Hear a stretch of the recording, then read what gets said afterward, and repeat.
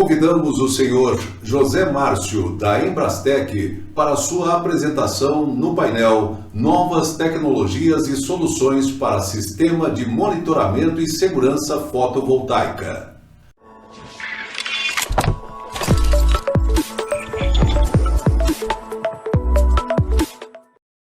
Olá, boa tarde. Eu sou José Márcio Rosa, cofundador e CEO da Embrastec. Uma boa tarde a todos e vamos falar de um assunto bastante interessante, que é a aplicação de dispositivos de proteção contra surtos. Bom, hoje eu trouxe um tema bastante interessante, que é a aplicação de DPS de acordo com a norma 5419, revisão de 2015. Como aplicar e especificar o DPS? A Embrastec é uma empresa especializada na fabricação de DPS, fundada em 1991, uma empresa 100% nacional, e hoje contamos com mais de 700 modelos. Contamos também com laboratório para ensaios de DPS classe 1, classe 2, classe 3, com capacidade de geração de impulsos de até 100 kA. Então, nós estamos aptos para testar todo tipo de DPS. Bom, vamos falar do que interessa. A 5419, ela trata da proteção contra descargas atmosféricas. A última revisão de 2015, ela passou de 40 páginas para quase 400 páginas. E ela foi dividida em 4 capítulos. O primeiro capítulo trata dos princípios gerais, o segundo capítulo, muito importante, é o gerenciamento de risco, ou seja, quando eu tenho que utilizar as PDAs, ou seja, a proteção contra descargas atmosféricas. A parte 3, que trata dos danos físicos à estrutura, ou seja, é o SPDA, é o para-raios, ou seja, a proteção da estrutura. E a parte 4, que é a proteção dos sistemas elétricos e eletrônicos internos a estruturas. A norma chama de MPS, Medidas de Proteção contra Surtos, que é a parte que nos interessa. Ela está dividida em roteamento de linhas, por onde eu vou passar meus cabos, a equipotencialização, que é a interligação dos aterramentos, basicamente é isso, um pouco mais complexo, mas é isso, deixar todo mundo no mesmo potencial. E a parte que nos interessa aqui, que é o DPS. Quando eu vou especificar um DPS, é muito importante para que eu tenha sucesso, para que ele proteja, que ele seja bem especificado. E eu trouxe os principais parâmetros. Primeiro, eu tenho que saber qual a classe ou tipo desse DPS, qual a capacidade dele de exposição a surtos, qual a tensão de corte, ou seja, a partir de quando esse DPS passa a atuar, e o principal parâmetro, que é o nível de proteção, ou seja, o que o DPS vai deixar passar. Bom, vamos para o primeiro parâmetro. Classificação dos DPS. Então, o DPS é um dispositivo de proteção contra surtos elétricos e ele está dividido em 3 classes. Classe 1 e 2 é a proteção para a rede elétrica, corrente alternada ou corrente contínua. Ele é instalado em paralelo no QGBT, ou seja, no quadro principal ou nos quadros de distribuição, ou nos nossos casos de fotovoltaico, nos string box também. E o DPS classe 3, que é a proteção para todas as redes, rede elétrica, dados, vídeo, voz, instalado próximo ao equipamento, é uma proteção mais refinada. Bom, vamos entender isso. DPS classe 1 é aquele DPS que está destinado a proteger os surtos oriundos de descargas diretas. O que é descarga direta? É aquilo que a norma chama de fonte de dano S1 e S3. Fonte de dano S1 é aquela descarga que atinge diretamente a edificação. Ou fonte de dano S3 é aquela que atinge diretamente os condutores ou tubulações que alimentam essa edificação. Ou seja, se essa descarga atmosférica atinge diretamente a edificação ou os elementos que alimentam essa edificação, a capacidade de exposição a surto do DPS tem que ser muito mais elevada, porque ele vai ser exposto a uma corrente muito alta. E a norma me dá um parâmetro mínimo para esse DPS. Ele tem que suportar, no mínimo, 12,5 kA de corrente de impulso. E o que vem a ser corrente de impulso? Corrente de impulso é uma onda, uma uma corrente que ela é aplicada numa onda 10 por 350 microsegundos. O que significa isso? Eu tenho o total da minha carga, da minha corrente, ou seja, 12,5 kA em 10 microsegundos, e ela vai cair a 50% dessa corrente em 350 microsegundos, ou seja, ela tem uma duração muito longa quando a gente está falando de descarga atmosféricas e de correntes tão altas. Então, esse DPS tem que suportar no mínimo 12,5 kA durante 350 microsegundos, né? Basicamente. Porém, o mercado já trabalha com DPS antes da norma.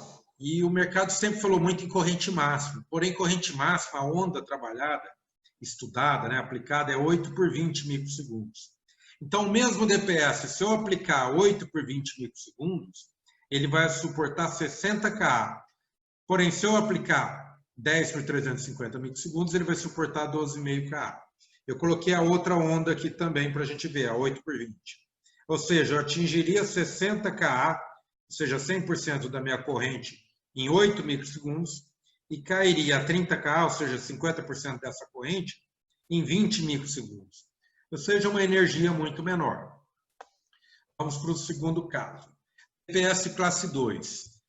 É um DPS oriundo para proteger descargas indiretas, surtos oriundos de descargas indiretas, que a norma chama de fonte de dano S2 e S4. S2 se for próximo da edificação e S4 se for próximo da tubulação ou condutores que alimentam essa minha edificação. Ele também é destinado a proteger surtos oriundos de manobras da concessionária, chaveamentos, ou seja, ele tem uma capacidade moderada. A norma também me dá um parâmetro mínimo, ele tem que suportar 5 kA na onda 8 por 20, ou seja, 5 kA aqui em 8 microsegundos, cai a 2,5 kA com 20 microsegundos. Porém, ele tem que suportar 15 aplicações nesta corrente. Então, é um DPS com uma capacidade mais moderada. Aqui eu coloquei alguns exemplos. Por exemplo, um DPS de 15 kA de máxima suporta 5 de nominal. Um DPS de 20 de máxima suporta 10 aplicações, né? 15 aplicações de 10 kA. Um de 45 kA de máxima vai suportar 15 aplicações de 20 kA. Outro parâmetro importante é a tensão de corte, ou seja, a partir de quando o DPS começa a atuar. A norma me dá um mínimo para isso, tem que ser 10% acima da tensão nominal. Se é um DPS que vai trabalhar numa tensão de 127 volts, mais 10%, 140 volts, portanto, um DPS de 175. Se ele vai trabalhar numa tensão de 220, mais 10%, 242, um DPS de 275 volts. Ou, no caso de geração fotovoltaica, imagina 900 volts de corrente contínua, DPS 990, no mínimo, geralmente utilizado de 1000 volts. Nível de proteção, que é outro parâmetro muito importante, na verdade, é o mais importante, é o que o DPS vai deixar passar assim que ele atuar.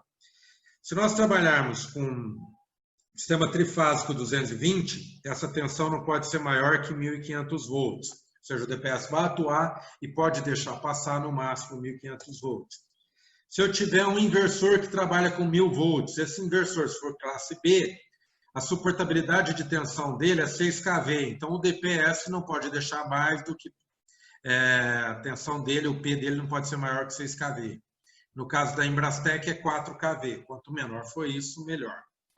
E nós temos a classe 3, que vai proteger as outras redes, ou a própria rede elétrica, mas, porém, próximo ao equipamento. É uma proteção mais refinada. Então, para dados, para CFTV, voz, automação e radiofrequência. Um parâmetro importante é a zona de proteção contra descargas atmosféricas.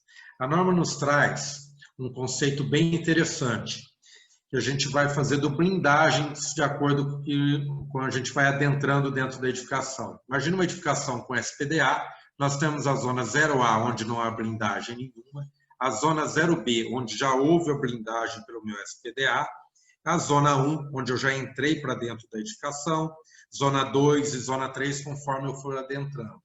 Então, isso vai aumentando a minha blindagem. Nós temos um exemplo da figura B12 da norma, que nos dá bem esse exemplo.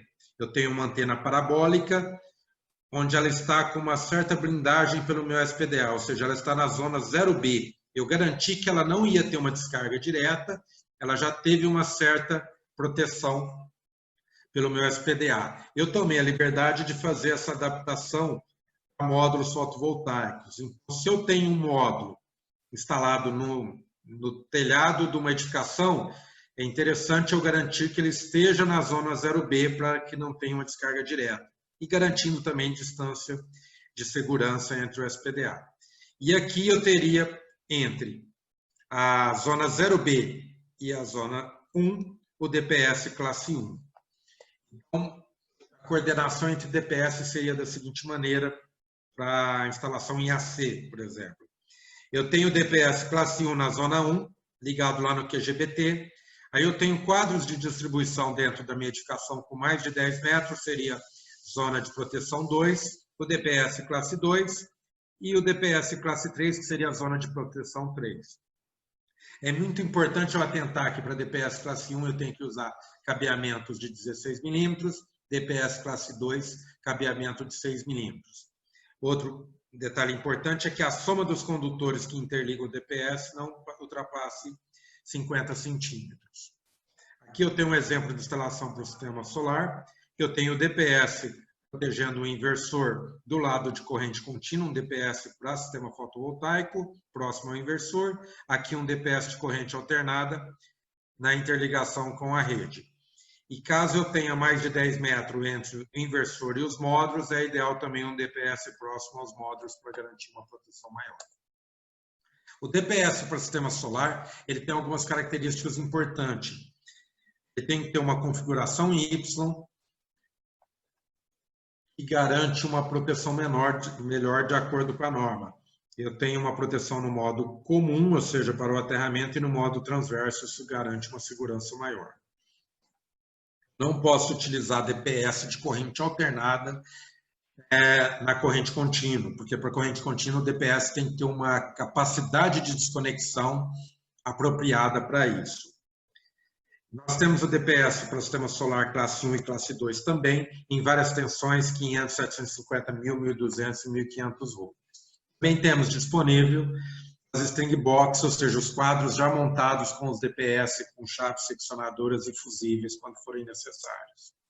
A nossa linha de DPS é muito completa, além dos DPS para sistema solar. Nós temos ainda para a parte de automação, de interligação de dados desse meu sistema, e além de outros modelos.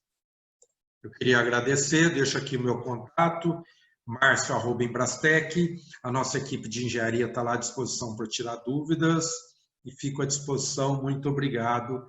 Peço que visitem o nosso site, tem bastante informação interessante. Muito obrigado. Agradecemos ao senhor José Márcio, da Embrastec, pela sua apresentação.